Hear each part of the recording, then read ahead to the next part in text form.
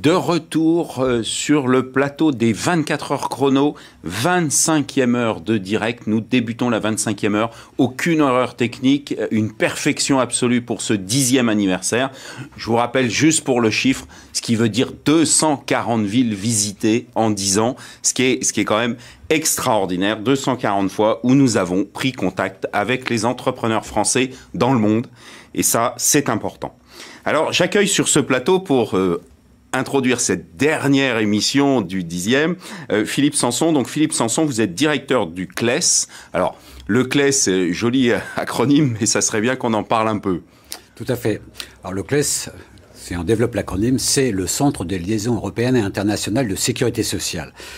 Quand j'ai dit ça, j'ai pas forcément renseigné beaucoup nos téléspectateurs sur ce que fait le CLES. Alors, en quelques mots, le CLES, c'est un organisme de sécurité sociale qui est compétent pour toutes les questions de protection sociale, maladie, retraite, chômage, prestations familiales, dès lors qu'il y a une mobilité qui s'exerce. D'accord. Une mobilité internationale, sachant que les questions sont différentes si c'est en Europe ou dans d'autres zones géographiques. Donc, au moment du départ, comment ça se passe? Parce qu'il y a deux grandes dans le mouvement à l'international, il y a le départ et il y a le retour. On va déjà voir le départ. Comment ça se passe? Le départ, un premier conseil, si vous me permettez, il faut toujours se renseigner avant son départ. Parce que les droits que l'on va détenir lorsqu'on va partir pourront être très différents selon le contexte, selon l'État et le statut juridique dans lequel on part. Si on part dans un statut de détaché, où on continue à cotiser au régime de sécurité sociale français pour faire court, eh bien on acquiert des droits, évidemment. Retraite, santé, et ainsi de suite. Si on est en Europe, en plus, il y a des principes qui permettent de totaliser les périodes. C'est-à-dire que ça assure la continuité. Si ce n'est pas le cas, si c'est en Europe, mais pas le statut détaché, si on est expatrié mais contrat local, il peut y avoir des différences. Et puis, évidemment, il y a des différences si on est dans un autre État que un des 32 États couverts par les règlements européens, si on est dans un État, si on va dans un État qui est couvert par une convention bilatérale entre la France et cet État. Donc, chaque cas est un cas particulier vis-à-vis du pays, et chaque cas est un cas particulier en fonction de son statut juridique vis-à-vis de son entreprise et vis-à-vis de sa situation sociale face à l'entreprise. Et face aux organismes, aux organismes de sécurité sociale, tout à fait. Il est clair que quand on est détaché, on garde tous ses droits dans le régime français. Si ce n'est pas le cas, et si on est dans un pays non couvert par une convention qui ne couvre pas la maladie ou qui ne couvrirait pas la retraite ou un autre, eh bien à ce moment-là, il y a des conséquences très importantes qui s'y attachent. Voilà. Et ça, vaut mieux le vérifier avant. Faut le vérifier avant. Et le retour, alors? Alors, le retour, j'ai tendance à dire, si on s'est bien renseigné avant, bon, on est fort de ces informations qu'on a pu avoir. Ça s'est normalement bien passé sur place? Ça s'est normalement bien passé sur place. Simplement, il faut faire attention à plusieurs choses.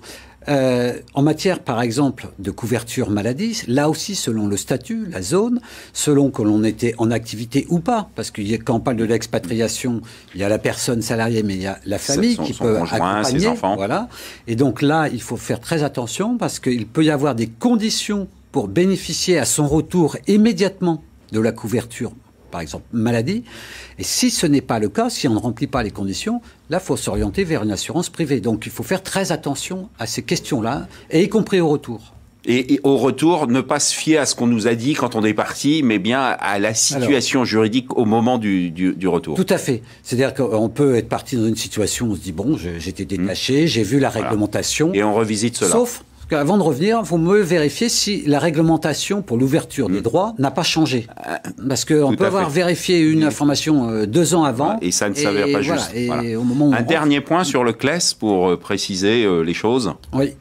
Alors, le CLES, c'est une petite équipe par ailleurs, 85 personnes, un établissement public qui a plusieurs missions. Il a la mission d'information du public, et là j'insiste, puisque dans cette mission d'information, on a un site web très bien fait, y compris en plusieurs langues.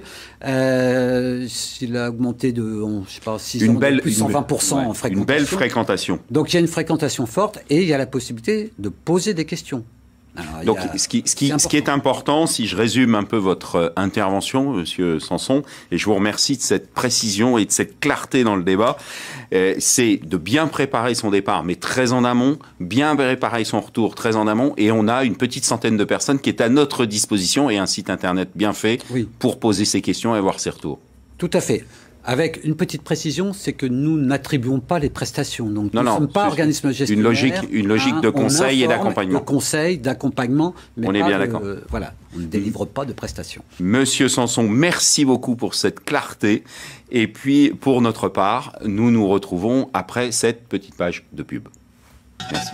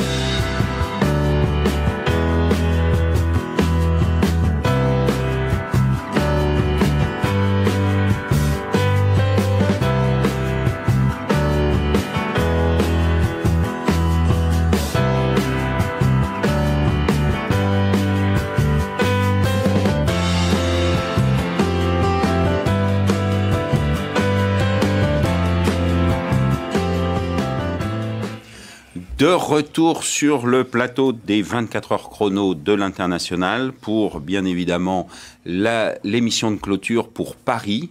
Et j'accueille sur ce plateau Xavier Ribaud. Xavier Ribaud, bonsoir.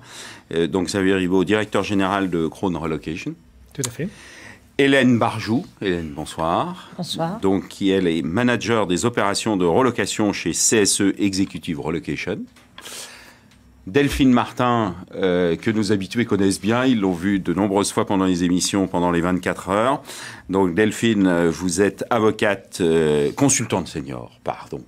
Et avocate. Et avocate aussi, chez Karl Waïd Avocat. Tout à fait. Voilà. Et Loubna Lefloc, responsable grand compte chez CSU Relocation. Bonsoir. Et mon partenaire de ce soir, qui est donc Jean-Marc Deguille, secrétaire général de la SBE. SBE, groupe BPCE. Groupe BPCE, tout à fait. Et notre partenaire pour cette fameuse étude expatriée en France. Donc, cette étude a eu son premier numéro l'an dernier, donc fin 2014, début 2015. La deuxième étude paraît dès le début janvier et on la présentera ensemble. Mondissimo, enfin News, Paris 21, et la SBE, le 28 janvier au musée de l'immigration. Alors, Xavier Ribaud, là, on va parler plutôt de l'impatriation, donc des gens, des étrangers qui arrivent en France, et comment ça se passe, les problèmes le plus fréquemment rencontrés par ces fameux expatriés qui arrivent en France, et plus particulièrement à Paris éventuellement. Bien. Les problèmes souvent rencontrés, sous forme d'anecdotes plutôt, puisque notre travail consiste à éviter que ça devienne un parcours du combattant, mais plutôt faire une promenade de santé pour nos expatriés. Donc, tout d'abord, sur un aspect financier, pour certaines nationalités, il peut y avoir des problèmes tout simplement pour ouvrir un compte bancaire. Donc, si on n'a pas de compte bancaire, difficile de s'orienter ensuite vers un logement, pour différentes raisons, des soucis de capitaux qui ne peuvent pas sortir du pays, notamment, ou bien de procédures qui sont plus complexes. C'est le cas avec nos confrères américains. Ensuite, ce qui peut poser également problème, c'est le manque d'ancienneté financier de ces expatriés qui arrivent en France. Et donc, du coup, les agences immobilières vont vouloir plus de garanties pour accéder au logement. Donc là aussi, c'est un problème supplémentaire qu'il va falloir surmonter, notamment par l'obtention de cautions ou de garants supplémentaires. Autre point qui est parfois difficile à surmonter, ce sont les salariés qui sont en période d'essai. Difficile de leur trouver un logement fixe pérenne. Et ces expatriés sont souvent obligés de passer par des périodes de logement temporaire pour, une fois la période d'essai confirmée, pouvoir passer sur des logements définitifs. Ça, c'est pour les aspects financiers. Si on en arrive plus sur un aspect marché immobilier, dans ce cadre-là, première difficulté, le marché immobilier est assez tendu en France, à Paris notamment. Et pour les petits budgets, il y a une concurrence pour les expatriés avec la population française d'étudiants qui, eux, sont aidés par leurs parents la plupart du temps. Donc il y a cette concurrence qui fait baisser le nombre de logements disponibles pour nos expatriés. Ensuite, il y a des freins liés aussi à l'expatrié lui-même qui peut avoir une mauvaise connaissance du marché de l'immobilier en France et qui peut s'attendre à avoir un superbe de 100 mètres carrés dans le 16e arrondissement pour 500 € par mois. Là, il y a un peu de pédagogie à faire. On a un peu de soucis, voilà. Exactement. Merci beaucoup, Xavier, sur ce point un peu clair et sur justement cette approche. Alors, Hélène Bergeau, il y a eu un changement assez récent qui s'appelle la loi Allure. Ouais. Donc, vous pouvez nous faire un peu un point technique sur cette approche. Je vais vous faire un point sur la loi Allure en vous donnant les principaux points clés, voilà, qui sont clés et qui sont surtout avantageux pour le locataire. Alors la loi Allure, ça veut dire quoi? C'est l'accès au logement et un urbanisme rénové. Et la loi Allure a imposé diverses modifications, entre autres sur la rédaction du bail. Il est obligatoire maintenant de marquer la surface, les travaux effectués à la fin du dernier contrat et le montant de l'ancien loyer. Ça, c'est important. Les loyers, maintenant, sont encadrés par un loyer de référence pour les villes de plus de 50 000 habitants. Ce loyer de référence est fixé par le préfet en collaboration avec l'OLAP, qui est l'Office de logement à Paris. Ce loyer de référence peut être majoré s'il y a eu des travaux ou suivant le confort du logement. Voilà, pour l'instant, ça n'a pas une grosse influence sur les loyers actuels, mais ils sont obligés de le noter, de marquer le loyer de référence ou de référence majorée. Donc, ça va réglementer un peu les loyers. Sur la durée. Sur la durée. Il y a une chose importante aussi qui a été impliquée, c'est les honoraires d'agence. Les honoraires d'agence sont réglementés suivant un plafond par mètre carré. Donc, ce plafond alors, il s'est divisé en 3 zones. On va se limiter à Paris, puisque nous parlons de Paris. À Paris, c'est 12 € par mètre carré, plus 3 € pour l'état des lieux. Ils ne peuvent pas dépasser. Et ça, c'est énorme pour les locataires, parce qu'avant, il n'y avait aucune loi qui réglementait les honoraires d'agence et on pouvait avoir du 17% ou 20% du loyer annuel, ce qui était énorme. Ça pouvait aller jusqu'à 2 mois de loyer. Donc maintenant, tout ça, c'est réglementé. Le dépôt de garantie est réglementé également, c'est-à-dire en logement vide, il demande un seul mois de loyer et en meublé, c'est 2 mois de loyer. L'état des lieux, il peut être modifié dans les 10 jours qui suivent la réception, l'état des lieux. Ah oui, il y a une chose importante aussi, c'est la révision du loyer. Parce que la révision du loyer qui a lieu une fois par an, suivant un indice qui est l'IRL, autrefois, il y avait une rétroactivité de 5 ans pour le bailleur. Maintenant, le bailleur ne peut, s'il a oublié une année de réviser le loyer, c'est terminé, c'est perdu. Donc, il n'y a pas de rétroactivité sur la révision du loyer.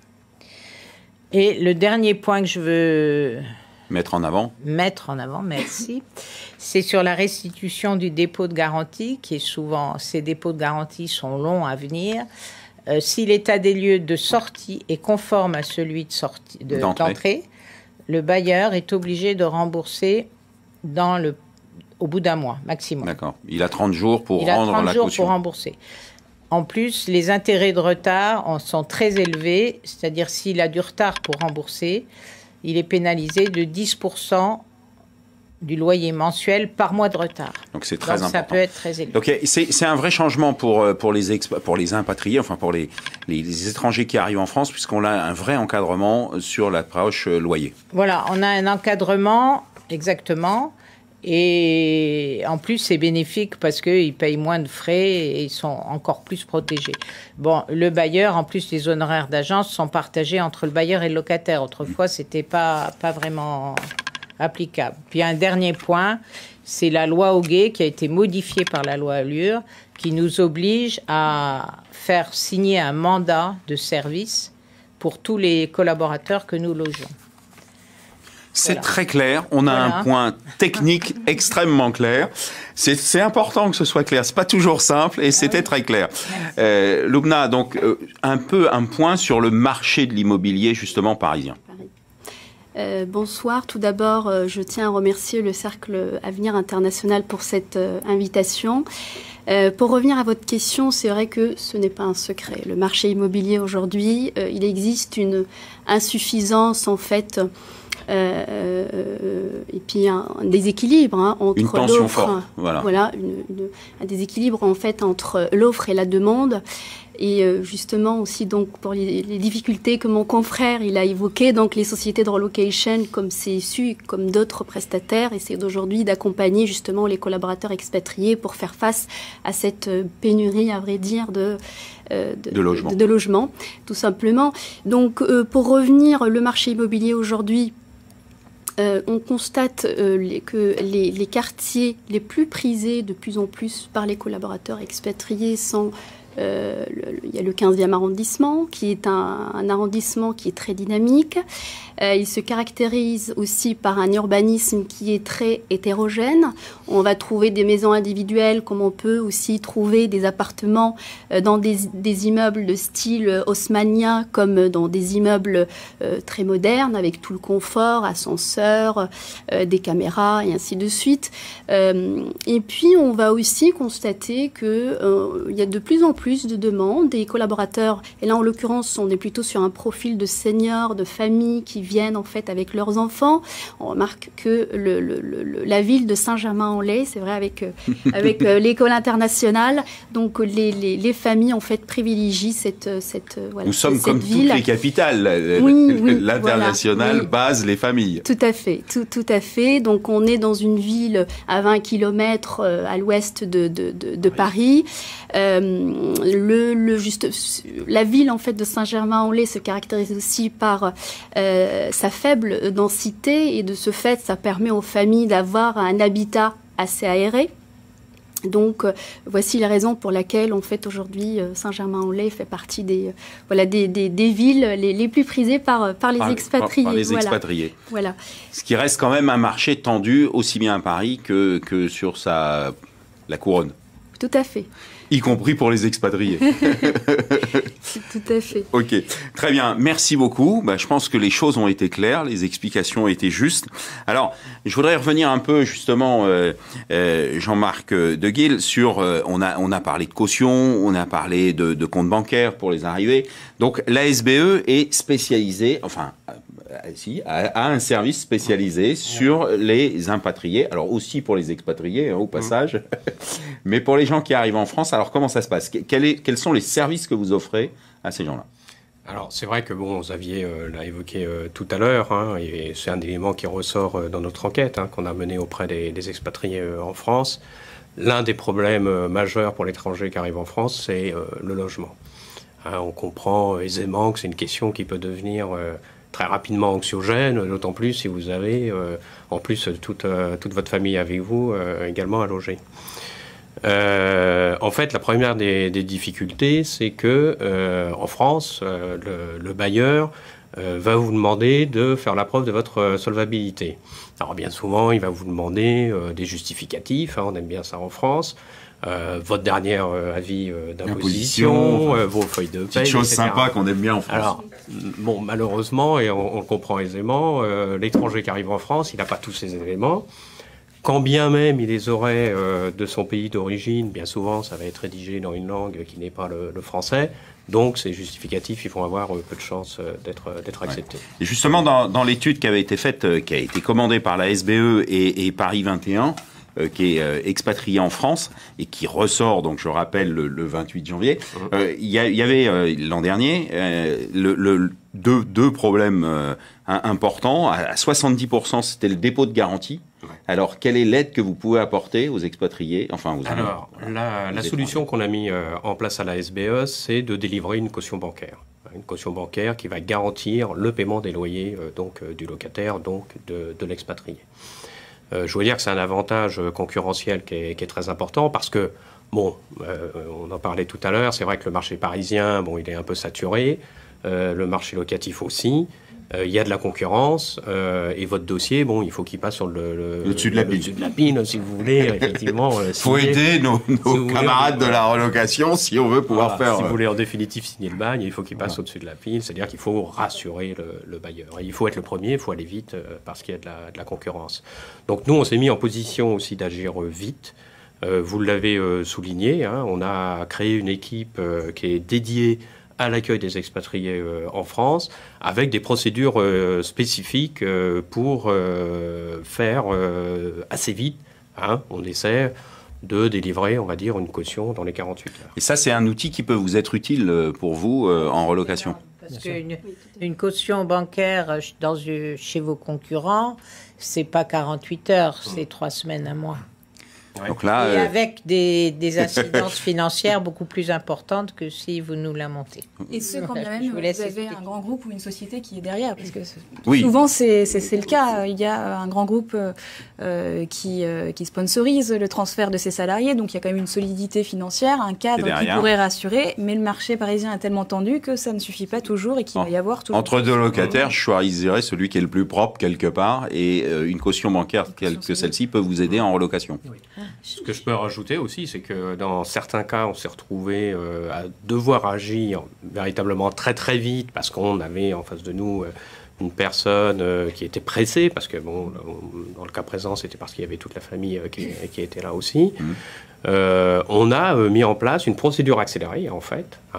C'est-à-dire qu'avant de délivrer la caution, on va délivrer une lettre d'engagement de la banque, donc de garantir en fait ce futur locataire, l'aide qu'il peut remettre directement aux agences immobilières qu'il va visiter pour faire ça. Alors là, Xavier, on prend encore plus de force là.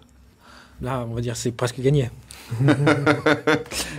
Oui, complémentaire, parce que c'est vrai que ce qui fait la force aujourd'hui d'une société de relocation, c'est vrai qu'aujourd'hui je représente la société CSU, Cosmopolitan Services Unlimited, c'est le carnet d'adresses.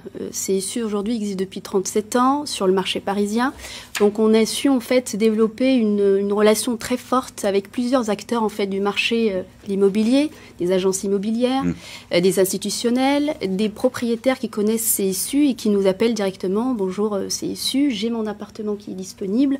Voilà, ils nous font confiance, ils nous connaissent. Donc c'est un point aussi important. Je pense. Pour rééquilibrer les choses. CSE Relocation. Je pense que vous avez vos réseaux aussi. Et je pense que chez Krone, vous avez aussi vos réseaux. Chez Krone aussi, je pense. Mais oui, bien sûr. Vendez pas votre voisin. Non, mais quand on a une certaine ancienneté et puis une grande image de marque sur le marché, comme mon entreprise, et pour vous lancer. En effet, les agences immobilières, même si le marché est tendu, nous font grande confiance aux sociétés de relocation parce qu'on apporte des locataires qui vont pas se mettre en défaut de paiement. Moi, en 15 ans de métier, j'ai pas sur la relocation, un mot. On est effectivement obligé de travailler ensemble avec les banques, avec les acteurs, tous les acteurs de la mobilité internationale, dans l'intérêt commun de l'expatrié. Et on va tous dans on va tous dans le sens de l'expatrié et on est bien d'accord. Je pourrais rajouter effectivement que nous, on apprécie énormément cette collaboration avec l'ensemble des agences de relocation. Si je soulignais tout à l'heure qu'on était capable de délivrer dans des délais très rapides la caution bancaire, c'est parce qu'on travaille déjà en amont avec l'ensemble des agences de relocation pour préparer le dossier d'arrivée de l'expatrié en France. On est faire en termes de rapidité comme caution bancaire. Non, mais c'est important. Alors, Delphine, sur l'impact, on a beaucoup parlé de relocation, on a parlé un peu de finances. Sur l'impact des nouvelles mesures de sécurité, est-ce qu'on a un problème sur les formalités d'entrée en France ? On en parle beaucoup ces derniers temps et effectivement, on le sait, il y a maintenant 7 pays qui ont rétabli des contrôles aux frontières extérieures. Alors pas forcément sur toutes les frontières, mais bon, entre certains pays. La France fait partie de ces pays au départ dans le cadre de l'organisation de la COP21 et puis après la vague des attentats, donc ces mesures ont été renforcées. Quel est l'impact sur l'immigration professionnelle? Parce que c'est aussi de ça, le sujet. Voilà, dont on parle aujourd'hui. Alors oui, il y a des contrôles qui sont renforcés. On perd un peu plus de temps dans les aéroports avec les contrôles d'identité. Il y a surtout plusieurs projets sur lesquels on avait beaucoup d'attentes. Je vous en avais parlé l'année dernière. Il y a notamment un projet de loi en immigration qu'on attend, qui devrait un petit peu faciliter les demandes de titres de séjour pour plusieurs profils et la création d'une carte pluriannuelle, le passeport talent, qui serait valable 4 ans, qui permet d'éviter toutes les procédures de renouvellement à la préfecture. On en a parlé, les expatriés ont déjà pas mal de formalisme à devoir gérer, à mettre en place quand ils arrivent. Donc si on peut faciliter l'immigration, c'est mieux. Donc ce projet-là, normalement, devait être... il est passé à l'Assemblée, il a été voté en juillet, il est passé au Sénat qui a proposé de nouveaux amendements. Il y a une commission paritaire qui travaille aujourd'hui dessus et puis il y a eu cette vague d'attentats. Donc le projet devait être normalement devrait repasser à l'Assemblée au printemps 2016. Il n'est pas au calendrier parce qu'on a d'autres sujets dont vous avez aussi entendu parler, d'échéances de nationalité, des choses qui sont mises en avant étant donné un ou deux conseils précis sur justement pour les étrangers ou les entreprises étrangères qui voudraient envoyer des personnes à Paris ou en France? Alors, si on est sur, tout dépend du profil. Si on est sur du court séjour, si on envoie des travailleurs d'affaires, ces personnes qui voyagent beaucoup entre les différents pays européens, avec ce renforcement des contrôles, bien sûr les documents d'identité, mais aussi, pourquoi pas, les lettres d'invitation qui expliquent dans quel contexte vous venez travailler, pour quelle durée et où ça va se passer. Pour les personnes qui viennent travailler et s'installer en France, alors là, je pense que les personnes de la relocation seront tout à fait d'accord, il faut anticiper. Plus vous anticipez, mieux ça se passe. Donc, en termes d'immigration, il y a toujours des délais de traitement pour obtenir les autorisations de travail, les titres de séjour. Voilà, il faut préparer un certain nombre de documents. Donc, je crois qu'effectivement, le maître mot, c'est d'anticiper le plus possible. Anticiper et se faire accompagner. Et se faire accompagner, tout à fait, pour monter les dossiers, parce que c'est pas toujours évident de déterminer quel est le meilleur statut en fonction du projet de mobilité qui est prévu. Souvent, ce sont des grands groupes, mais parfois il y a aussi des investisseurs qui veulent monter une petite société, un étudiant étranger qui veut s'installer, veut rester, veut lancer un projet. Toutes ces personnes-là peuvent effectivement avoir besoin d'un accompagnement de professionnels pour mettre en place le projet et puis obtenir le statut d'immigration qui leur permet. Il nous reste un point à aborder. Jean-Marc Deguille, c'est la partie fiscalité. Oui. Jolie partie. Jolie partie. Déjà, je rejoins effectivement la complexification aujourd'hui sur l'intervention de Delphine, avec les événements tragiques que l'on a connus. C'est vrai que la réglementation se durcit, nous aussi.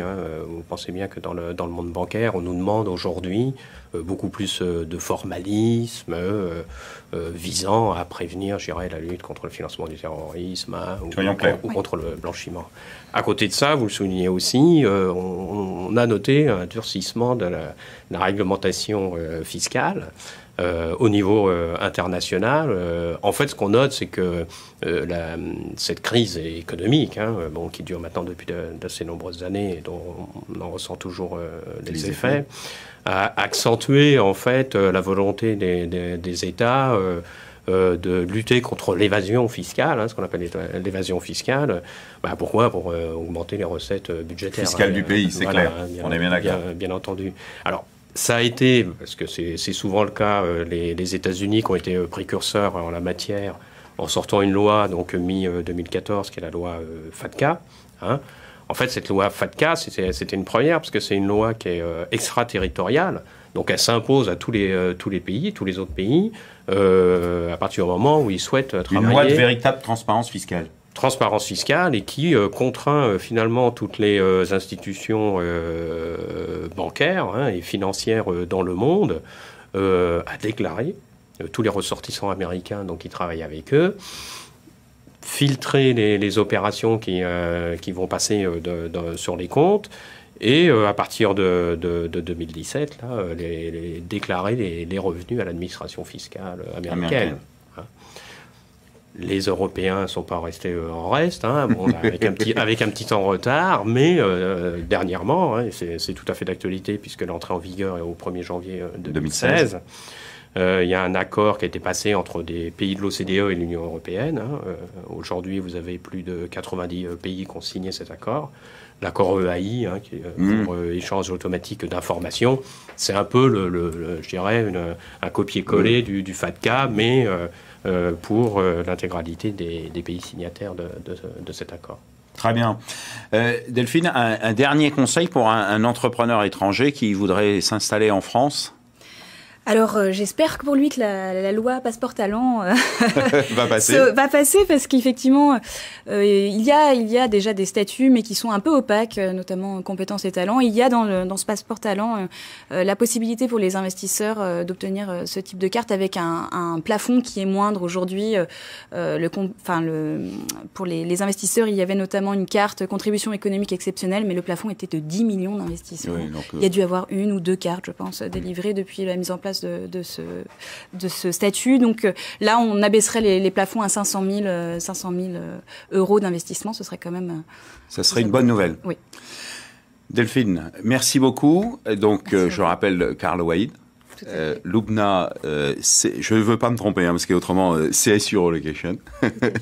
Merci beaucoup. C'est moi. Et Hélène, donc vous êtes de CSE Executive Relocation. Merci. Xavier Ribaud de Krone Relocation. Merci beaucoup. Krone Relocation. Voilà, Rubio, pardon. Et Jean-Marc Deguille, ASBE. Merci beaucoup de cette participation. Et à très bientôt. Et pour notre part, nous nous retrouvons dans quelques instants après cette page de pub.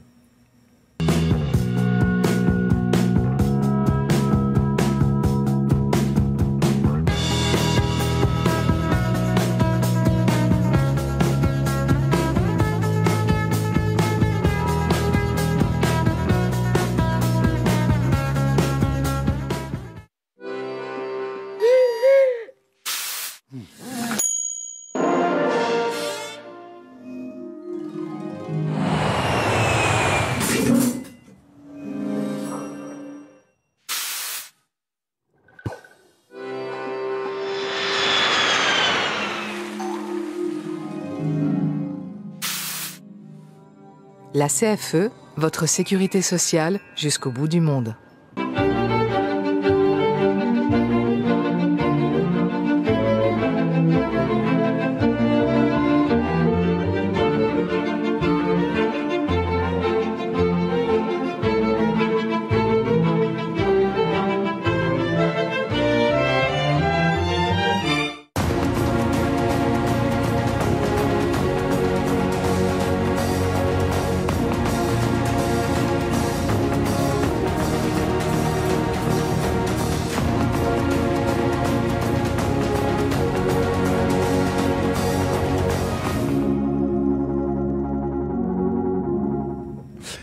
De retour sur le plateau des 24 heures chrono de l'International pour la 25e heure de direct, 24e ville, bien évidemment Paris. Et pour nous accompagner dans les quelques minutes qui vont suivre, donc j'accueille Patricia Glazel. Bonsoir. Donc Patricia, vous êtes dirigeante de Berlitz que tout le monde connaît en France et à l'international. Et vous êtes basée à Paris. Voilà. Et j'accueille Dominique Brunin. Bonsoir. Bonsoir, délégué général de la CCI France Internationale, que tout le monde connaît aussi. CCI France Internationale. CCI France Internationale, j'ai pas dit comme ça. Si, c'est bon. C'est bon. CCI France Internationale, c'est parfait. Alors, justement, Dominique, l'impact de l'actualité de 2015, qui a quand même été complexe dans ce monde, sur le développement des entreprises françaises à l'étranger.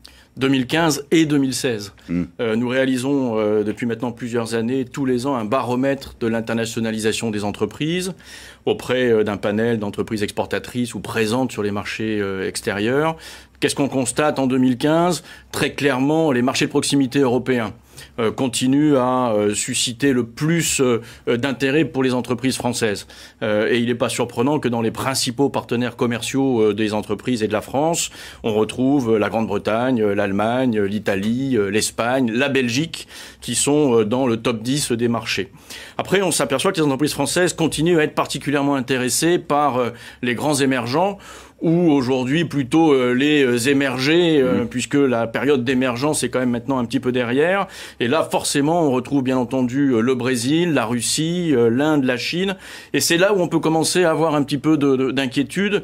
Et c'est là où il faut regarder les choses avec beaucoup d'attention, parce que la situation en Russie est compliquée. Les sanctions impactent durement une partie des exportateurs français. La situation au Brésil est une situation économique complexe, difficile, dans un pays hyper réglementé pour lequel les conditions d'accès sont déjà difficiles. Et là, aujourd'hui, on a une vraie crise économique au Brésil, donc ça va être compliqué pour les entreprises françaises en 2016 en particulier. Et puis, on voit bien le ralentissement en Chine, même si la Chine continue à afficher un taux de croissance qui nous fait pâlir d'envie. C'est quand même aujourd'hui un ralentissement qui est un ralentissement très clair et qui impacte là aussi les entreprises françaises.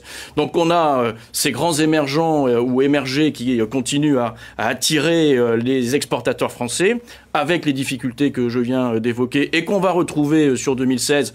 Il faudrait aussi regarder ou être attentif à la crise des bourses en Asie qui a commencé avec quasiment le début de cette année. Oui, et puis on a un intérêt renouvelé qui a débuté déjà l'année dernière pour un certain nombre de destinations et de pays africains. L'Afrique, c'est le marché ou les marchés, le continent africain, le marché du XXIe siècle, où il peut se passer des choses, mais on ne peut pas conseiller à une entreprise française, quelle qu'elle soit, de spontanément se tourner sur les marchés africains. Il faut déjà, à notre avis, à notre sens, être un exportateur confirmé, aguerri à l'international. Se faire payer en Afrique, c'est pas plus compliqué que de se faire payer parfois à l'exportation, mais c'est compliqué.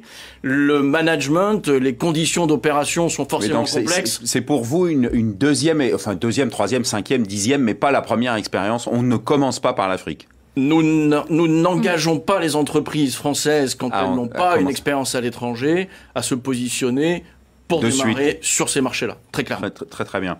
Alors justement, vous, comment vous voyez les choses avec... vous suivez les entreprises dans leur... On suit les entreprises et en fait, je tenais à dire qu'au-delà des langues, Berlitz est très connu pour l'apprentissage des langues. Tout à fait. Mais Berlitz, c'est aussi l'accompagnement des managers internationaux. Et bien sûr, basé en France, on voit le départ des grandes entreprises qui ont fait le choix, il y a quelques années, d'accompagner leurs managers pour leur donner les clés de compréhension, de management et d'action à l'international. Donc, effectivement, tout à fait d'accord, les BRICS sont présents, nos partenaires européens aussi. Une destination qui continue à être très solide et renforcée, c'est l'Amérique du Nord. Où là, on a énormément de départs, toujours plus avec des entreprises d'origine très différentes, que ce soit la finance, l'industrie, l'agroalimentaire. Ça reste donc un partenaire de taille. Et je le confirme, depuis 4-5 ans, timidement d'abord, mais maintenant des flux massifs vers l'Afrique noire. Vers l'Afrique noire. Alors, une Afrique un peu nouvelle pour nous, parce qu'on ne voit pas un retour à nos bases d'autrefois, c'est-à-dire l'Afrique subsaharienne. On voit de belles implantations dans des pays lusophones, Mozambique, Angola, c'est assez nouveau, et pas que pour le pétrole, par exemple. Et on voit aussi un intérêt fort pour l'Afrique du Sud, avec des ouvertures à travers le Mozambique. Donc une vraie opportunité sur l'Afrique. Enfin, il y a des choses à faire sur l'Afrique. Clairement, et beaucoup de départs. Est-ce qu'on a, aujourd'hui, quel est le profil, justement, de ces entrepreneurs? Est-ce qu'il y a un nouveau profil sur l'ensemble, pas forcément sur l'Afrique, mais sur l'ensemble du monde? Est-ce qu'on a un nouveau profil? Alors, l'entrepreneur dont il faut parler, c'est l'époque. C'est l'entrepreneur présent et qui représente la France au CES, à Las Vegas, au Consumer Electronics Show. On a eu quand même 120 entreprises françaises représentées, ce qui nous place en numéro 2, juste après les États-Unis, en jeunes entreprises innovantes qui s'orientent sur le digital et sur le futur. Et ça, je crois qu'on a de quoi être très fiers. On sent la conseillère de commerce extérieur de la France dans Patricia. Voilà, c'est vrai, vous avez raison. Je me trahis. En même temps, je crois qu'aujourd'hui, d'abord, il n'y a pas une entreprise française qui ne peut pas ne pas se poser la question de savoir si elle ne doit pas aller à l'international. C'est vrai. On voit bien la croissance en France reste et va probablement rester durablement, longtemps. Atone, et ça pose une vraie question de développement et de capacité de développement pour les entreprises. Donc toutes les entreprises, PME, ETI, dans quelques domaines que ce soit, doit se poser la question de savoir qu'est-ce que je peux faire à l'international, quoi et où sont mes marchés et comment je peux y aller. Ce que l'on voit aussi beaucoup, c'est le développement de l'entrepreneuriat français à l'étranger. Beaucoup de jeunes diplômés, avec ou sans expérience professionnelle, et puis aussi beaucoup de cadres supérieurs en fin de parcours en France, qui vont créer une entreprise, se lancent dans l'aventure de l'entrepreneuriat, mais à l'étranger. Ce qui est déjà pas facile en France, mais ils font le pari de le faire pour le coup dans un autre référentiel. En se disant, j'aurai une dynamique plus importante dans tel ou tel marché, parce que la croissance y est plus forte, parce que l'appétence pour les produits français, et c'est également le cas en Afrique francophone par exemple. Et je pense qu'on a une belle porte d'entrée avec nos étudiants qui sont de plus en plus valorisés à l'international et qui partent peut-être parfois embauchés par des entreprises étrangères. Je crois qu'il y a une vraie reconnaissance autour de nos formations aujourd'hui. Et je voulais rajouter aussi qu'il y a beaucoup de donc un beau développement des entreprises à l'international avec une identité France forte. Peut-être des appréhensions au niveau TPE, PME, avec ce que je remarque au niveau des conseillers du commerce et quand j'accompagne dans le parrainage, pas des vraies stratégies établies, pas des réglementations lourdes auxquelles ces entreprises à cette taille ont du mal à se confronter. Donc effectivement, tout n'est pas... Mais là, on est sur une logique, je vais reprendre ce qu'on dit régulièrement. De la préparation et de l'accompagnement. Alors là, on est dans la logique. Du filet, messieurs, parce que effectivement, de la préparation de l'entreprise. Tout à fait. Et il faut absolument que les entreprises se préparent bien plus qu'elles ne le font encore aujourd'hui, parce que on ne négocie pas avec des acheteurs ou des partenaires étrangers comme on négocie en France. On ne manage pas des équipes ou des vendeurs comme on le manage en France. Et donc il y a tout ce travail à la fois de préparation qui est absolument vital, tout le travail d'adaptation des produits de l'entreprise au marché, oui, que ce soit en termes de communication, en termes d'adaptation aux normes, qui est aussi quelque chose de tout à fait nécessaire, et injecter une petite dose d'humilité dans nos comportements français qui sont quand même de curiosité, très souvent et savoir comprendre. Effectivement, c'est mon métier. On accompagne plusieurs milliers. C'est au cœur de notre métier. Et effectivement, cet accompagnement manque bien souvent. Mais je dois dire que quand on a commencé à parler d'accompagnement des entreprises il y a 10 ans, quand je suis revenue en France après une longue expérience à l'international, on me disait ton truc, on n'en a pas besoin. C'est bon pour les Américains. Et entre-temps, nous avons des dirigeants de grands groupes de régions entières qui non seulement l'ont fait, sont revenus le faire, et nous avons le bouche à oreille passe, et ils savent que c'est important. Donc je trouve une vraie évolution à ce niveau-là aussi. Patricia, merci beaucoup. Avec plaisir. Dominique, merci beaucoup. Merci, je pense qu'on a bien résumé ce qu'on a vu dans les 24 premières émissions. Vraiment. C'est vraiment la prochaine fois, de prendre... Faites-nous venir juste 10 minutes et pas 24 heures. Merci beaucoup à vous deux, et puis à l'année prochaine. Absolument. Bien sûr, 11e édition. Merci. Une petite page de pub.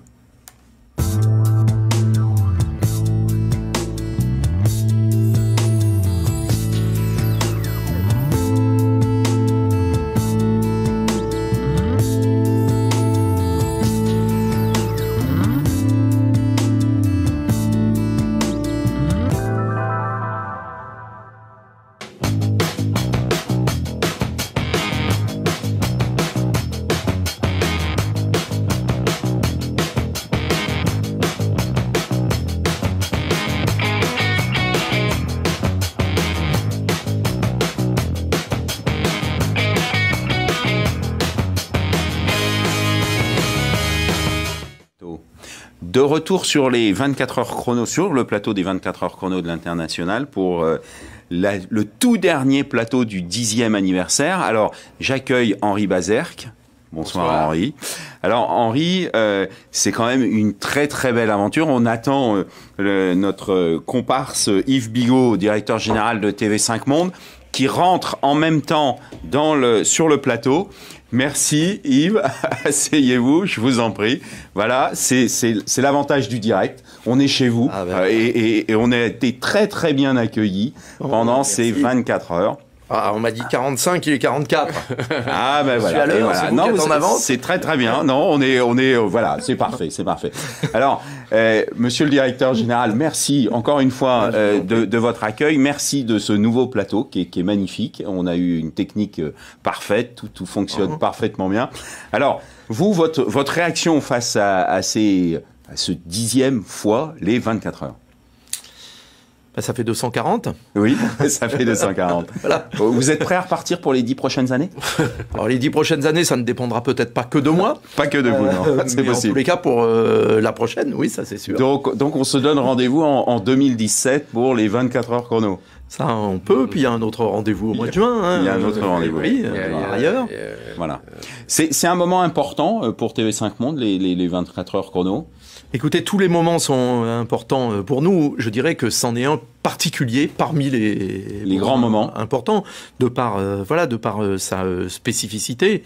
Nous, on est évidemment extrêmement sensibles à toutes les questions, les problématiques qui sont abordées pendant les émissions au cours de ces journées, puisque c'est aussi un peu notre on est un peu sur le même domaine. Le lien avec les Français de l'étranger, avec les expatriés, avec les entrepreneurs, avec les travailleurs dans toute leur formidable diversité, qui sont nos téléspectateurs sur toute la planète, puisque nous on a un lien comme vous d'ailleurs permanent avec eux, et on sait que ça va de patrons de grandes entreprises à des étudiants, à des jeunes étudiants, et à des gens qui partent un peu à l'aventure aussi, parfois en solo ou avec leur famille, avec évidemment l'espoir, et où que ce soit d'ailleurs, parce qu'il y a ceux qui partent à Hong Kong, aux États-Unis, et on voit toutes les success stories, etc. Il y a des gens... Il y a le Mozambique. Voilà, exactement. Il y a des gens qui partent en Afrique, des gens qui partent en Amérique latine, etc. pour d'autres raisons. Il y a évidemment, il y a le monde de l'entreprise, c'est très important, mais il y a aussi le monde des enseignants, etc. Donc c'est quoi les projets de TV5 Monde pour 2016 Oh là là, si vous saviez. En dehors des 24 heures. En dehors des 24 heures. Il y a le 9 juin avec le 9 juin. Le 9 juin. Un rendez-vous important. Oui. Alors, Henri Bazerque, le 9 juin. Oui, je prends la parole. Je peux couper la parole à Yves, mais c'est vrai que il y a un constat exceptionnel. C'est-à-dire que quand on a des projets, comme moi j'ai toujours eu des projets, j'ai la chance d'avoir un grand frère, TV5 Monde, qui a cru en moi dès le départ et qui me donne des moyens. Me croire en moi, c'est déjà une chose, mais me donner des moyens, c'est extraordinaire. Des moyens, mais oui, des moyens de diffusion, des moyens de promotion, il n'y a pas que ça. Des écrans de pub. Et une crédibilité colossale, et puis des équipes, parce qu'on a une régie, on a des gens de chez TV5 qui sont exceptionnels, qui sont dévoués à la cause, et donc c'est un vrai plaisir. C'est un plaisir de pouvoir amplifier. Alors notre rôle, c'est vrai que c'est de fédérer des forces comme les chambres de commerce françaises à l'étranger qu'on vient de voir, les conseillers du commerce extérieur qui sont 4500 dans le monde, et toutes les forces vives qui participent à ces émissions. Et grâce justement à TV5, on arrive à solidifier tout ça et à donner des perspectives exceptionnelles à des jeunes qui veulent partir. Pas seulement faire leurs études à l'étranger, mais monter une famille à l'étranger, monter un business à l'étranger, et puis même des gens qui vont passer leur retraite à l'étranger. Donc je crois qu'il y a... voilà. Et alors le 9 juin, dites-moi, il faut qu'il y en ait un des deux qui... Je vais vous dire, pardon, oui, déjà le 9 juin c'est mon anniversaire, donc c'est ça le plus important. Ah non, alors voilà. Donc le 9 juin, on monte un 12h juste pour y... Dites-moi que je ne les fais pas, surtout. Non, j'ai une petite confidence. Le 31 décembre, chez des amis, réveillon, on s'est amusé à tirer des papiers. J'ai tiré un papier, qu'est-ce que c'était? Naissance. Je dis oui, le 9 juin. Il y a une nouvelle naissance le 9 juin. Effectivement, avec Yves, quand on a fait le débriefing l'an dernier, on s'est dit, voilà, ça roule, ça marche. Bon, maintenant on va essayer, parce que 24 heures sur 24 pays, c'est quand même, il y a un bémol, on va un peu trop vite quand même. On va essayer une fois par an de mettre en valeur, en profondeur un pays, changer tous les ans 2 pays, donc il faut quand même un pays assez costaud. Et on a décidé ensemble de faire les USA. Il y a les élections américaines en 2016 d'une part, il y a toujours une demande croissante de Français qui veulent partir là-bas, et il y a énormément de problématiques à résoudre. Donc on s'est dit, on va faire 12 heures chrono. Donc le petit frère des 24 heures, ça sera les 12 heures chrono. En une seule journée, on va faire 21 émissions. Donc certaines seront en anglais et traduite en français, parce qu'il y aura aussi des Américains qui veulent venir en France investir, et il y aura 12 ou 13 émissions en français pour les Français. Donc c'est les deux parties. Voilà, les deux parties. Exactement. Voilà. Beau projet, messieurs, beau projet. Avenue Wagram, dans les studios de TV5 Monde, voilà. Mais écoutez, c'est magnifique. Un point particulier que vous voudriez apporter sur cette fameuse conclusion du 10e anniversaire? C'est-à-dire que moi, j'aime pas les conclusions, parce qu'il y a toujours un projet qui pousse à un autre projet, puis j'aime pas terminer les trucs.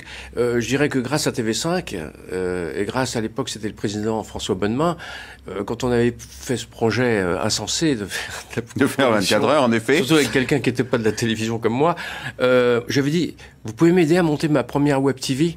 Donc on était en 2006, il m'avait dit pas de problème, on va vous aider. Bon, il croyait pas trop au web TV, mais il m'a quand même aidé. On en a déjà 12 en 10 ans, et on en a des nouvelles qui vont arriver. Et les nouvelles, on les fait toujours un peu en partenariat. En partenariat. On fait rien sans TV5. De toute façon, on fait en partenariat. Et donc, à part, on va faire Dubaï cette année, on va faire le Portugal, on va faire une télé pour les seniors comme nous, Silver 21. Mais surtout, l'année prochaine, on va en Afrique. Et donc, on va couvrir une vingtaine de pays africains. Et pour nous, c'est essentiel d'être en 2017 en Afrique. Donc, de très très beaux projets pour toute la famille 21. Voilà. Voilà, donc on est sur les 21. C'est l'âge que j'aurai, évidemment. Le 9 juin. Évidemment. Donc on fait un gâteau d'anniversaire. Voilà, sans problème. Un dernier mot. Écoutez, nous, on est ravis d'être vos partenaires depuis 10 ans. On espère qu'on va l'être encore longtemps. Nous, comme je vous le disais, TV5 Monde, ceux qui nous regardent en ce moment et qui continueront à le faire, sont ce sont pas les seuls, mais ils sont ceux à qui on s'adresse, en partie grâce auxquels et pour lesquels on existe. On essaye, vous nous demandiez nos projets, vous savez, on en a toujours des gros projets. Je peux vous en donner un, on va lancer une chaîne pour enfants en Afrique au cours de ce premier semestre, on a déjà une sur les États-Unis, on va l'adapter là et on aura un gros projet extrêmement novateur au mois d'octobre, un peu avant le prochain sommet des chefs d'État francophones qui se tient les 20 et 21 novembre à Tananarive, donc à Madagascar. Immense île francophone. Mais sinon, nos projets, c'est toujours, surtout, chaque jour, chaque mois, chaque année, d'être plus efficace pour ceux qui nous regardent, partout dans le monde, ceux auxquels vous vous adressez, puis tous les autres, c'est-à-dire tous les francophones de la planète, mais aussi tous les francophiles qui nous regardent dans le monde à travers nos 14 langues de sous-titrage, puisque nous avons un public qui est très divers, très vaste et extrêmement différent. Yves Bigot, merci beaucoup. Merci Henri Berzerk, merci beaucoup. Merci. Et puis, pour nous retrouvons donc le 9 juin, on l'a bien compris, pour l'anniversaire de Yves Bigot. Tout le monde l'a compris. Et bien évidemment, l'année prochaine pour les 24 heures chrono et la 11e année. Et nous remercions bien évidemment la technique et chaque membre de la technique qui a été au rendez-vous chaque seconde, chaque minute de ces 24 heures. Merci.